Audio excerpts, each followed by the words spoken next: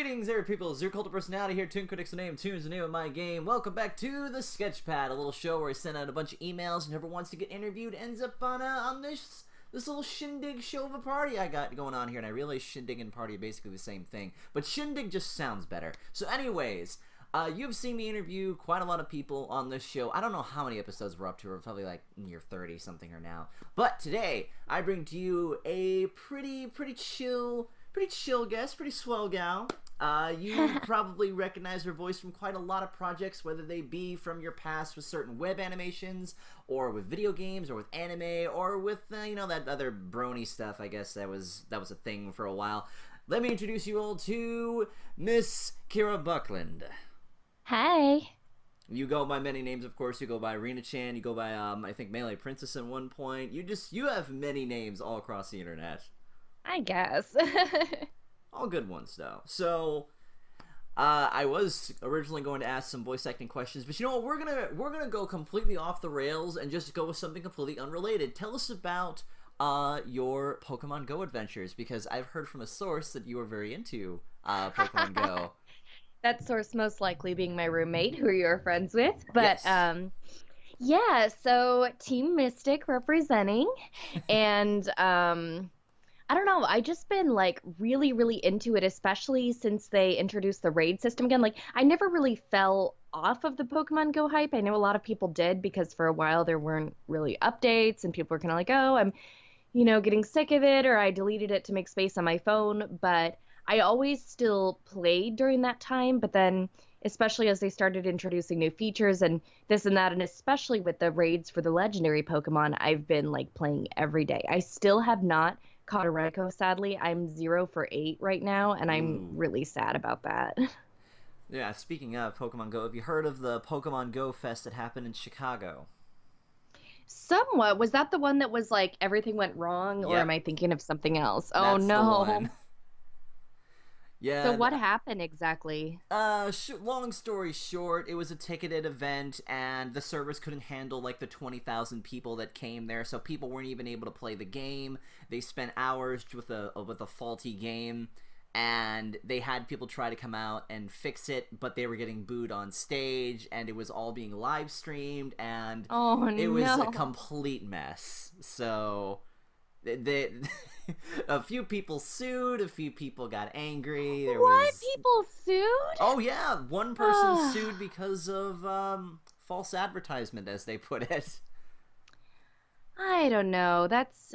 But you seem to have more of a positive side. That just seems like a bit much for me. You seem to have a positive side for the Pokemon Go experience, though. Yeah, I mean, I actually went out all the way to Anaheim when they were doing the Kangaskhan for like 2 days, so... Wow, that's dedication, I would think.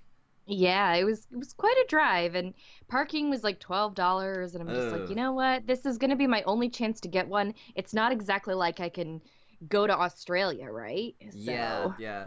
I know that they have like certain region locked or region based Pokemon. Like, I don't want to go all the way out to like the middle of Japan or whatever just to find one. That's nuts. Yeah. Actually, curious. I mean, I wish I could, but what is your favorite Pokemon? Gyarados. Really? Interesting. Mm-hmm. Okay. Mine has always been Arcanine. That's me. I'm a Valor guy, so. Oh, so many people in California are Valor. But I actually have, my Arcanine is named Diamond Dog, so if you happen to get that reference, knowing what I like. Oh, gee, it couldn't be any of that My Little Pony stuff, I guess. Yeah. Well, I think the ones in My Little Pony were probably referencing him, too. Yeah, I think at some point. So, I guess... I mean, the whole universe was inspired by Bowie when you think about it. Yeah, I think so. Actually, I guess I can segue into talking about, I guess, might as well get the My Little Pony stuff out of the way now. You have been an interesting figure in the Brony community, I think at least on the YouTube side, because when it was really starting out in 2011, 2012, a lot of people seemed to go to you because you were at the time, the go-to voice for Twilight. So, yeah. What was that like? What was that experience like? You had Twilight. You, of course, brought Colgate into the mix, too, making that interesting. So, like, what has that experience been for you? Well, I used to obviously have, a lot more time when I wasn't working and like doing paid work and stuff as much, I was just online every day doing voice work as a hobby. And, at the time I was really, really into the show and like getting into the fandom, and people kept saying like, oh, you can sound a lot like Twilight. So I kind of, would make videos or do this and that. I don't really do YouTube anymore because I got doxxed and all this other stuff. And I'm like, yeah, I don't have time for that. But yeah, like, I don't know. I guess I just started like putting my either like my impressions or like, hey, here's what I think this pony without a canon voice would sound like, or this or that. And now there are so many people who do that, like from what I hear. But way back when the show was first coming out and the fandom was first getting started and was like really, really active, there weren't a ton of people who did like fan voices for MLPs. So I guess, that's kind of like what you have to do is you have to jump on something right when it starts. And then, I don't know, like, yeah, I guess now there's probably hundreds of people like, who do Twilight. I don't know.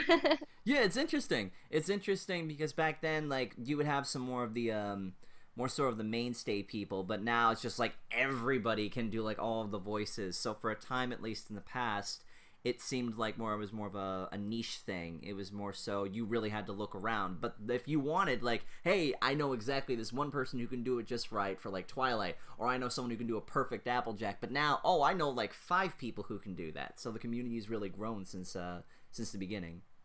Yeah, and I think part of it, a lot of the people who are considered sort of like, I don't know if you want to say like a defining voice for one character or another in the fandom in particular, a lot of them have moved on and, do voice work as their job. Yeah. Maybe they're in anime or video games or this or that. And so, I think a lot of those people kind of, they've obviously had this as a career goal for a long time and this and that. Like I know my friend who used to be one of the go-to Pinkie Pies and stuff, she's like directing anime and now and stuff, which is really cool for her.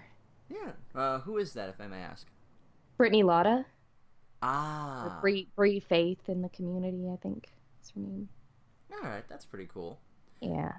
Before My Little Pony, I believe you also did a few things on the side with Flash animation, a few side things with that. Yeah. What was that like for you? Like, do you have any favorite projects for like when you were doing most of your Flash animation gigs?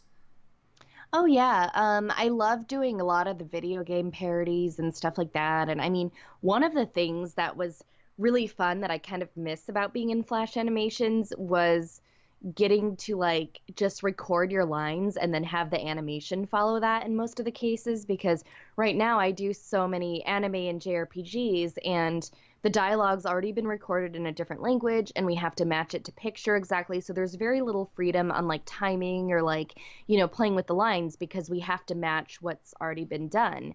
But if you're like the first voice of something or whatever, then you have a lot more freedom to play with it. Yeah, I was about to say, what is that like? Jumping from web animations and YouTube stuff to like the JRPGs and video games, and especially anime as well. Like it must be a huge jump. Yeah, I mean it's something I've been slowly getting into over a long time, so it wasn't like a crazy difference or whatever. Like it was something that I'd always been preparing for and wanting to do for ever since I started voice acting. But I'm definitely seeing like the more I do it, as much as I love doing things like anime, I'm like, wow, it'd be so cool if I could like be the first voice of something. Because, we get a lot of hate from people who are just like, oh, nothing will ever compare to the Japanese voice. Like sometimes these criticisms are valid, but other times I feel like you could literally have the Japanese voice actors speaking English doing the role and people would still be like, the English version sucks. So it's like, I think it would be cool someday to be on a series, hypothetically, like My Little Pony or whatever have you, and get to be the first voice of a character. Yeah, it's fair to say that when it comes to these different projects and whatnot, whether it's, I think, the English dub or the Japanese dub, there is a very big difference, and it's not really fair to, like, say one's better than the other because they're two completely different versions. Yeah. Now, do you prefer voicing in a booth by yourself, or do you prefer doing it with others? We only ever really get to do it by ourselves because, the kind of media that I've voice acted for, it's just there's no way it would really work because for stuff like anime, we have to do it line by line. And, so you'll go in and they'll play the line for you in Japanese and then you'll record it and they make sure the timing fits or they redirect you or this or that. So, if you were to have, say, another actor in there, they'd just be waiting and it wouldn't really be like a cost effective or time effective use because it's like you wouldn't get to really respond to each other anyway. But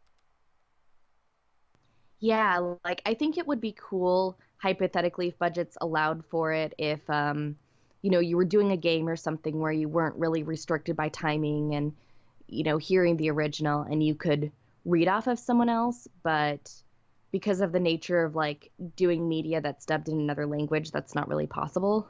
Yeah, I get what you mean. So like for example, for Nier Automata, a lot of people were like, "Oh, what was it like for you and Kyle working together?" And it's like, well, we actually didn't even hear what each other sounded like until after the game was out and we played it. And that's very common, the only time sometimes like if you go in and someone else was already recorded, you'll hear like a few seconds of them during the preview, but that's usually it. I was about to say, like, I know how some actors, when it comes to like the video games, these voice actors, I heard some of them don't actually play the games. Yeah, some of it is just like if people don't have time because they're working, or, the other thing too is voice actors almost never, regardless of the company or the project or anything, we don't get free copies of the stuff that we're in. Really? Yeah, I think because, say you have a cast of 100 people and like maybe okay. 20 of them are actually going to sit down and play it, they probably, it would be an extra expense for them to give everyone all those games. So almost every time that I've, been in a game or this or that, I had to go and buy the game myself if I wanted to play it. And obviously, like $60 a game, that kind of adds up. Yeah, games today are a little pricey. Yeah, but there's some like, if the game isn't something that I would normally play, I'm probably not going to play it just because I'm in it. But if it's a game that I would like something that I'm into, then I will. Like I bought Nier Automata. Being in the Phoenix Wright series is like a huge, huge dream come true for me. And obviously, like I play all the games in that series, so even if I had not been in it, I still would have like bought and played the games. So the fact that I was in it was just like a huge, huge bonus. Yeah. What's your favorite experience with Phoenix Wright, if I may ask, as a little bit of a bonus question? Because I'm a huge Phoenix Wright fan as well. Like, favorite experience recording it or playing it? Let's go with both. Well, for recording it, just like getting to be in it. I mean, obviously there's very, very little voice dialogue, so I think the whole process was like 30 minutes. But, it was just really exciting to even like be a part of something like that. And, just kind of seeing like, I was like, oh my gosh, like this is me. I'm playing Phoenix Wright's daughter. How is this real? But, playing it, I mean, there's been so many moments, like the surprise turns and twists. And I used to make parodies with my friends, like ridiculous little Phoenix Wright parodies and stuff. I think we all tried to do it. We all had our days of fan fiction, and then we could make it into even bigger stuff. We've all thought about that. So I think that's pretty cool. Tumblr thing I've ever done was I made a Phoenix Wright parody once that was like a crossover with Homestuck and Danganronpa. Oh jeez. Well, that's not the oddest thing that I've heard of. So trying to visualize it is probably the odd part of it.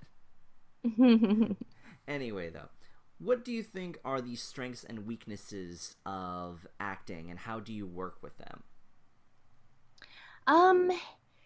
Like my personal strengths and weaknesses, or So I think my weakness, a lot of it is in terms of like the business side of things, like like networking and marketing myself and getting organized and like that kind of stuff, especially like getting organized, that really doesn't come naturally to me. So I have to work really hard to kind of stay on top of deadlines and like remember, okay, I gotta like respond to these emails, I gotta do these auditions by this time, keeping track of when I'm booked for things and like not double booking myself. Like it's, like letting someone know if I'm not going to be available during this time or this or that. And it's like, I don't know, like some people are really, really good at that stuff naturally, but I'm just like not. So I've had to kind of ask people like, oh, what do you do? And this and that. And like Google Calendar has really helped me.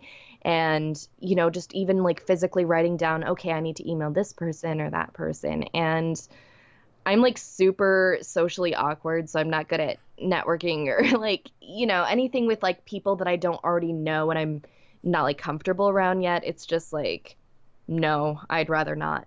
It's So either one of these two situations where either people, I don't like people, or B, can I just hire someone to do all the talking for me?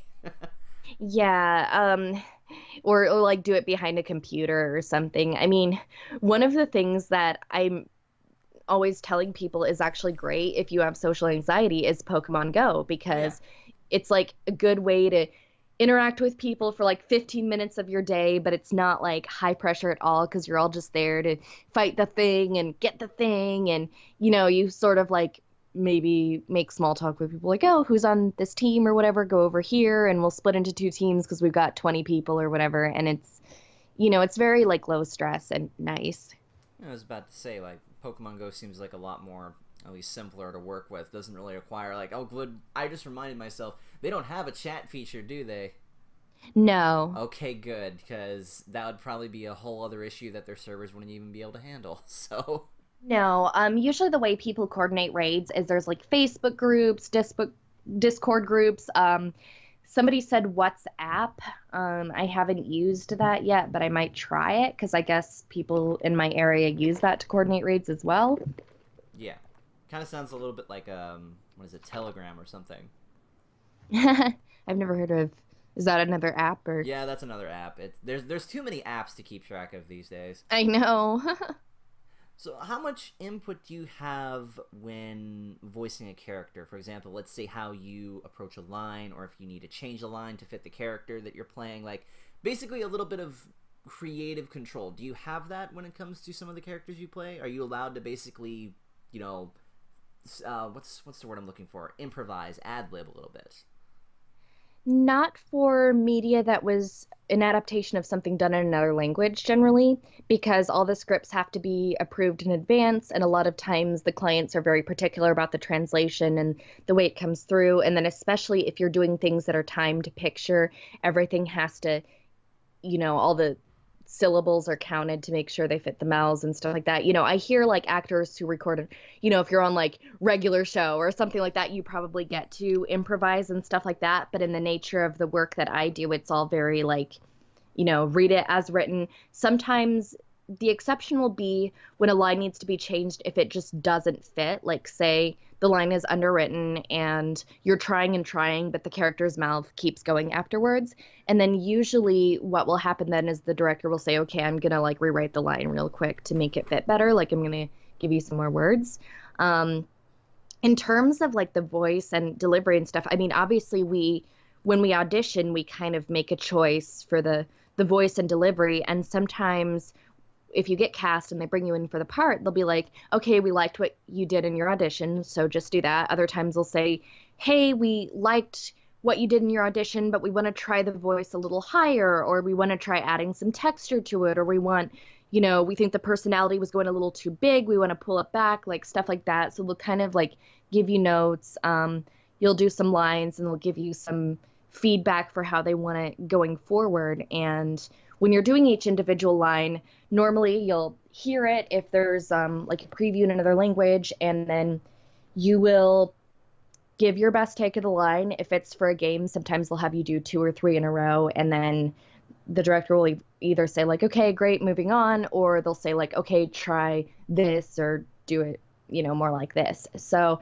and sometimes you have the clients in the room too, like people who are from maybe the localization team of the company that's producing the game, and they'll have input too, like, oh, well, actually this, when this happens, you're in like this big open world and there's like a lot going on and people are fighting around you, so it needs to be bigger or whatever, and they'll kind of like help give you context. So I mean, a lot of our job as actors is, I would say, less about the creative part. I mean, it's obviously a creative field, but like less about coming up with something and more about bringing the vision of all these people, like the creator and the director and the team, to life.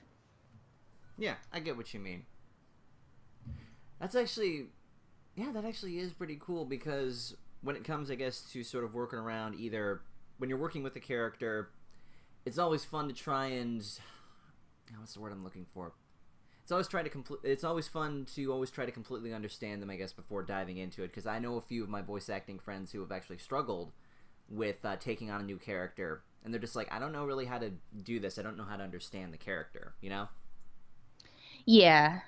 So, do you have any advice for, I guess, voice actors who have to take on so many different roles, like so many different characters, juggling, like, I guess, trying to step into each of their shoes to become them? Well, a lot of times you're only going to be working on, 2, 3 projects at once, if even that. But it's just kind of about like being in that universe when you're there with that character. So, I consider, even if some of my characters sound similar to each other, which they inevitably will, I kind of think of each character as their own unique identity.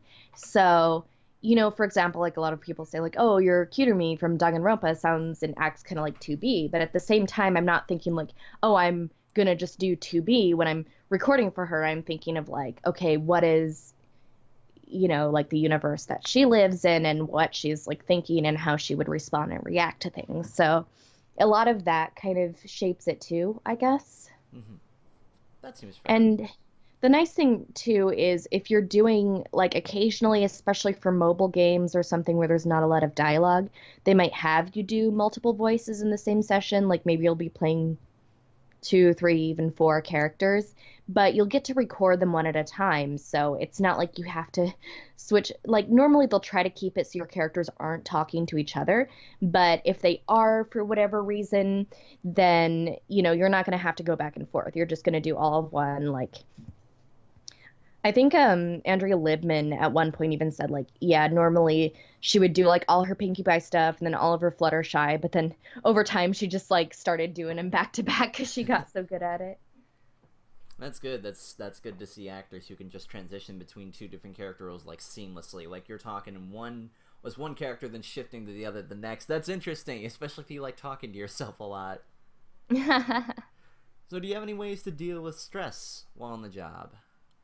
I am someone who's actually really, really bad at dealing with stress. Ooh. So it's like I get overwhelmed super easily. Like anytime I'm just like really, really busy and feel like I don't have time to kind of breathe, or if I'm like not getting a lot of sleep, or I don't know, just like anything like that. So kind of, I guess like what I do is I try to keep organized lists of, okay, this is like what I have to get done today or whatever.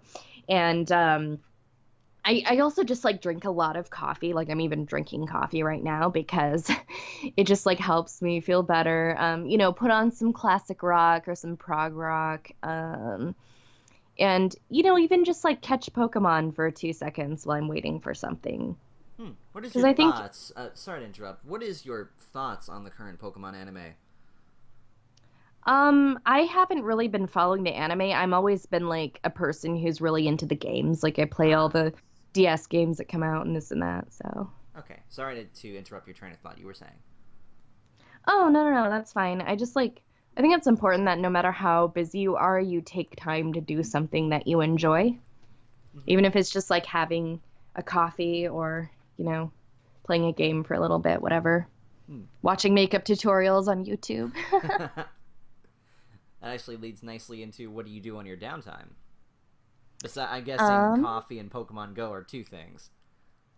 Yes. And I work at a kitten nursery as like my night job. I only do that like a few days a week, but I do that. And then, I don't know. I've been sewing more lately, or at least trying to, because I want to start making more of my own costumes. Like I feel like, especially because I'm too big for a lot of the pre-made costumes, unfortunately. So it's kind of like, if I can make my own stuff, or like if I want to dress up as a character that you can't buy a pre-made costume for, like what I'm doing for an upcoming event, that I'm like, well, I should just be able to make my own.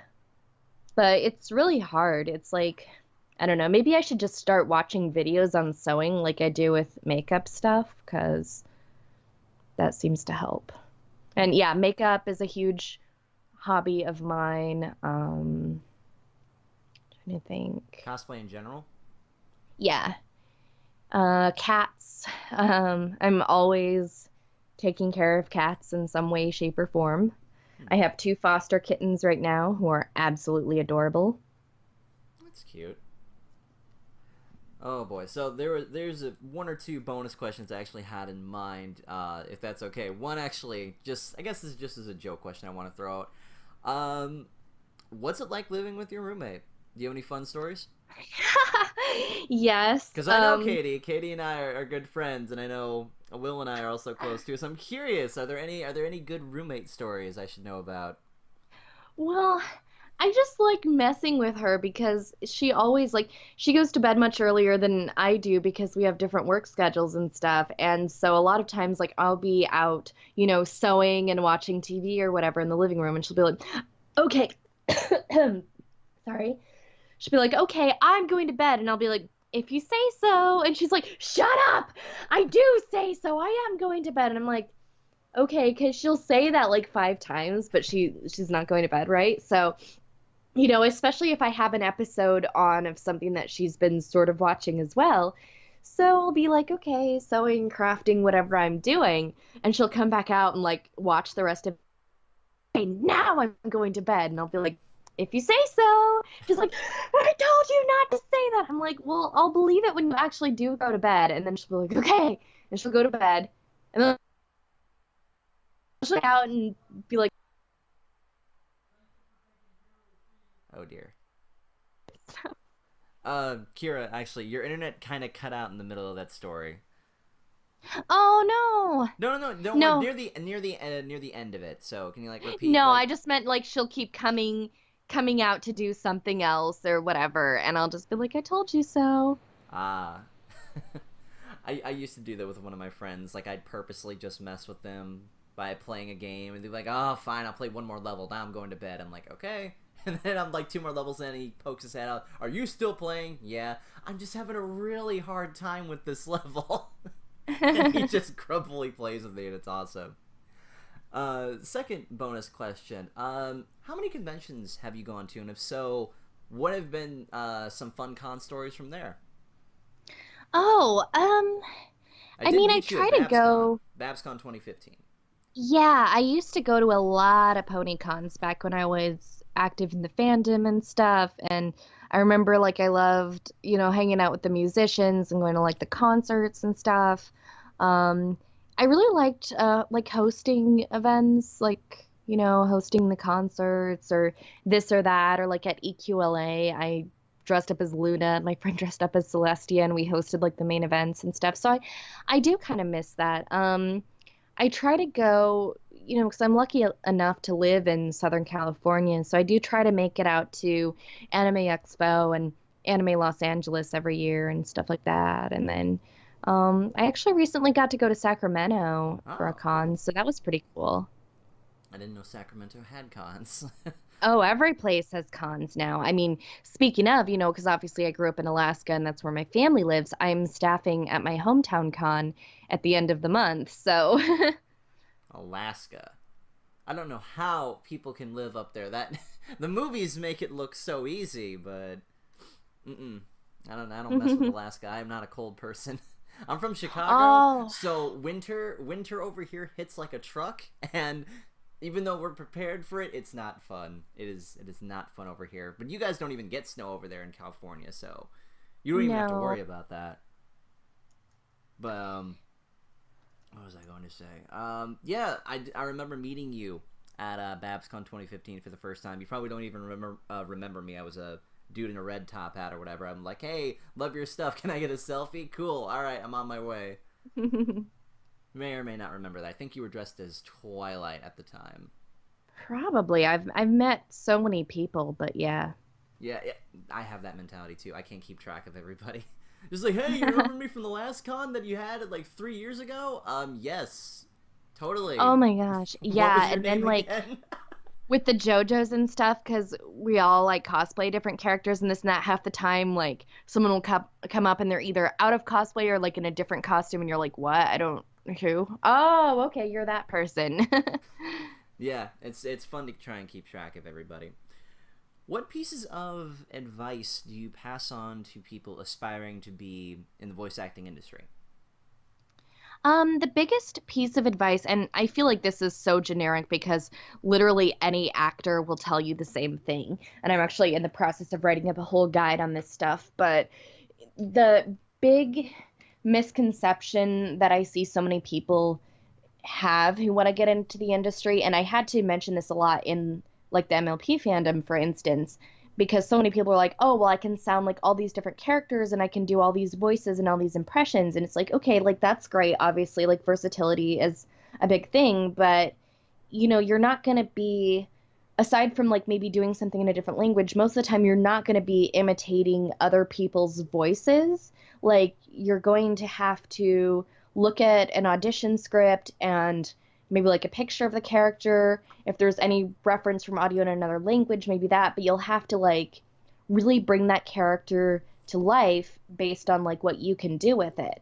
And it's not, the voice is important, but you can have a good voice, but if you don't bring the character to life believably, you're never going to get cast. So, I'm telling people like any kind of acting classes or workshops you can take, even if you're doing like theater or like, there's a reason a lot of like on camera people end up being good voice actors, and it's because they understand acting. Mm-hmm. So I don't know. I just think like so many people, because I made this mistake when I was really young and first starting out too, is that a lot of people they focus on being able to do different voices and they kind of ignore or don't give as much importance to the acting side of it.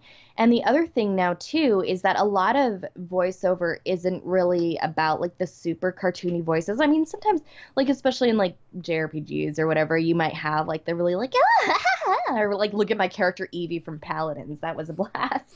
But a lot of times, especially for like Western style games and this and that, they want characters who seem more like real humans, like down to earth. So they don't want, you might be altering your voice, but they don't want something that's like really big and over the top. Like obviously, if you listen to 2B, she's not my natural voice, but she's very like understated. She's not like a caricature like any, like even though she's not human, they definitely did not want that like I am a robot kind of voice. It just more like, okay, just kind of like understated, but play her normally.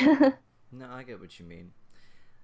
There was one last bonus question I wanted to ask, and this is funny because in one of the previous episodes of Sketchpad, I actually spoke with Kerbifer. And I talked with him a little bit about a little series called Brawl Taunts. So I got his perspective on that, and I grew up with Brawl Taunts. Love, I guess, was like, oh, I hate Brawl Taunts. Oh, don't remind me, the Dark yeah, Ages. Something like that, yeah. No, it's just like, I grew up with that. I grew up with a lot of Flash animations. Newgrounds was like my home for most of my my teenage years and stuff. I'm 25 now. But I loved Brawl Taunts, and I loved like a lot of the other Sonic video game parody. So I just want to ask, what was your experience like working on Brawl Taunts? A lot of it was an slightly unwilling Kerbifer and me being like, no, let me like write these like crazy stupid jokes. And we never expected it to blow up with the first one. It was more like, I'm gonna make a dumb parody like I always do. And then and it's very much like, I guess, kind of a product of its time, because obviously like a lot of the jokes and things that were like edgy Newgrounds humor at the time wouldn't fly today, but it's like at the time back when like 12-year-old bathroom humor was what everyone was doing. Yeah, I guess early 2000s kind of... and everything. Everybody loved it. Yeah. It's still funny though. I think I still look back on it and stuff. Just I don't know. Just like I said, I'm a big fan of your work. So I love seeing some of your earlier stuff, but I also appreciate some of your newer stuff. I actually started playing Skullgirls recently too. So nice. Good stuff on that. Last question that I want to go with here. I always try to ask every voice actor that I interview on here this question, and I feel like I get a different response each time with it. So there are those who say that voice acting is not a real job. What are your thoughts on that perspective?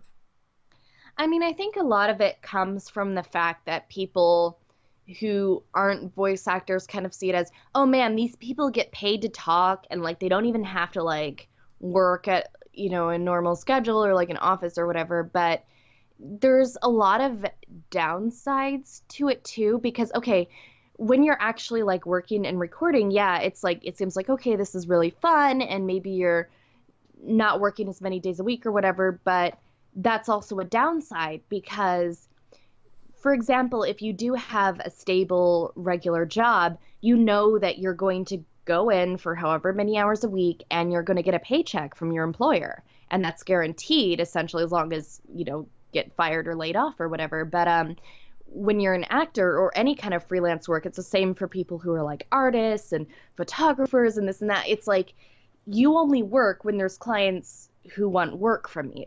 So if you can record on a series, you could be the lead in that series.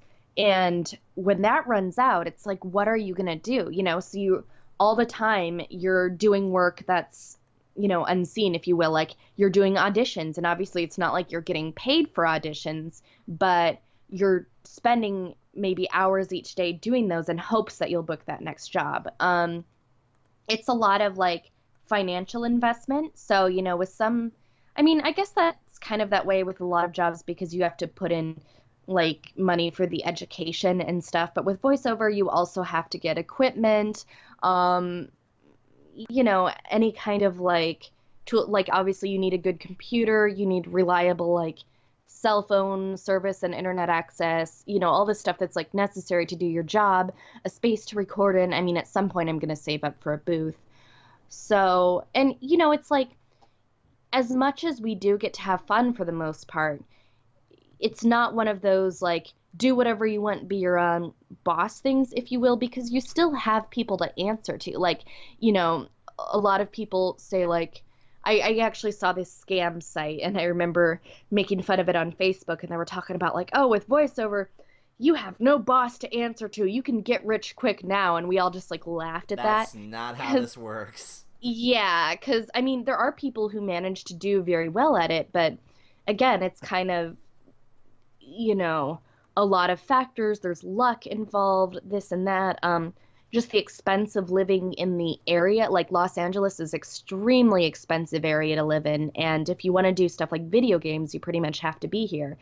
And then, the other thing about like as far as, oh, you don't have a boss or whatever. No, you absolutely do. Like you have to try to make the directors and clients happy. And that can even be like stressful at times because we've all had sessions where it's like you go in and you're really trying your best and you're trying to do like everything they ask of you. And, you're on like your 10th take of this line and you're like, what am I doing wrong? Like, why isn't it good enough? And, it's like you just have to like knock it in your head, but it's kind of hard. And, you still have to, I mean, some people do a lot of their voice work from home, but it's like you still have deadlines, even if you're doing that.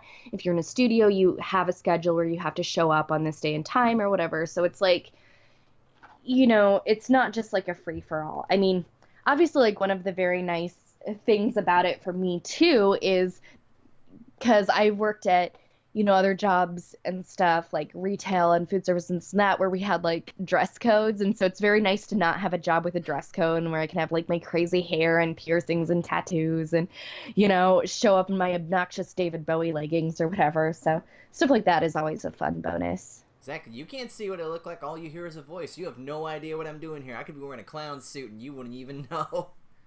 I heard a funny story about a guy who ended up having to take his pants off in the booth because I guess he forgot, like he was wearing his Ren Fair pants or something that had, like, I don't know, bells on them or whatever that made noise. And they're like, well, that's making noise in the recording. And the only option was for him to just take his pants off. That's okay. Get me into a casual setting. I'll get ready for this. Yeah, let's just take it home. Something like that. But yeah, I imagine because voice acting it's a very serious job from how I look at it. I have several friends who are in the voice acting biz, whether it's YouTube or even some that are like, trying to pursue an actual career in it. I understand that it is a big deal. So for those that say it isn't a real job, yeah, I wouldn't quite say that. And you have to kind of have a day in their shoes to kind of get that experience. Yeah, and it's not just talking because you have to be like, you have to think so much about, even if you are doing a narration or something where it seems like talking, there's all like the technical aspects that you have to keep in mind, the pacing, like your enunciation, like all this stuff that you kind of have to be like trained and practiced in. Yeah. So, like you wouldn't go to somebody who's like a pro artist and say, "Oh, well, you're just like sketching on a paper," because it's something that takes like a lot of skill and time invested in learning. And it also takes like a lot of discipline and stuff to try to be looking for new work opportunities, to get yourself to do auditions, even if you just like want to go to the bar with your friends or whatever. So it's like, and I will like confess, because we were talking about strengths and weaknesses, the discipline aspect is something I am very bad at, because I would rather just be like a super lazy person and just have somebody be like, okay, here, you're in this show, you're doing this. But obviously it's like, I have to, work really hard to make that effort. Yeah, I get you. All right, so I think we've hit the end of this interview. So before we go, is there anything you want to plug real quick? Shameless self-promotion time.